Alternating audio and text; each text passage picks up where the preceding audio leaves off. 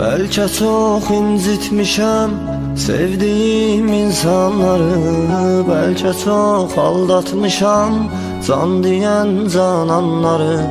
Sonda görmezden gelip ettiğim nöksanları, var ümidim mahvedersen sen beni.